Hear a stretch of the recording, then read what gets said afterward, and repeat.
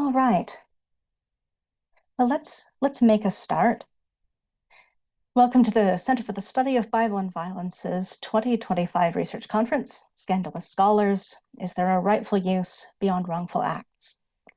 My name's Ashley Hibbard. I'm Director of Operations at the CSBV. If you're new to one of our events, then welcome and thank you for joining us. The Center for the Study of Bible and Violence, it was launched in 2018 by Baptist minister and Old Testament scholar Helen Painter, initially to help the church develop strong answers to some of the questions of violence in Scripture, uh, particularly divinely commanded violence, which has typically been the thorniest, but it's grown from there. And Helen continues to lead the center with the help of about a dozen research associates who contributed in part-time capacities. And our mandate has, as I said, broadened to include not only the violent texts of Scripture, but also the use of Scripture in a violent world, looking at questions of how Scripture has been used to perpetuate violence and oppression, or sometimes to bring peace and wholeness. And so we have academic work, which has included 6 other conferences, such as this, and an online open access academic journal, which will soon release its 4th issue. And we also have church-facing materials, such as a blog and study guides. And many past academic conference sessions may be found on our YouTube channel, along with more popular level webinars and devotional material. If you're new to us, please check out some of what we've produced. But today, you are here for our 7th Academic Research Conference, and we're so glad that you've chosen to join us as we consider together the issue of how we deal with the work and legacy and research for those who also have a legacy of egregious wrongdoing. While this issue is a live question for many institutions and publications, as far as I'm aware, it's not yet been a matter of much study or research, although just in the last year or so, I think that's changing. But I know that any real research is recent because when we began our academic journal, the Journal for the Study of Bible and Violence, the 2nd article ever to go through peer review was flagged as uncritically citing Richard Purvo, whom in fact we'll hear more about later today.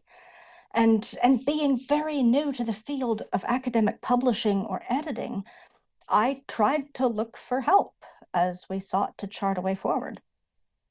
And while I found many policies for the use of the material produced by Scandalous scholars, I found virtually nothing in the way of cautious study that would help me think through the ethics of citation.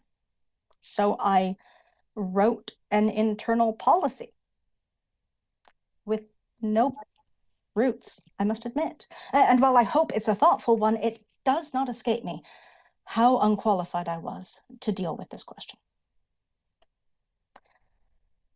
And in so much of what we do at CSBV, and certainly here today, we're very aware that the questions that we address, whether they're questions of ancient or modern violence, are not simply academic questions, but that there are real people at the heart of these issues. And so I'd like to begin by acknowledging this. I'll ask us to keep silence for perhaps 30 seconds, so that in prayer or contemplation, we can honor those who have suffered and who continue to suffer.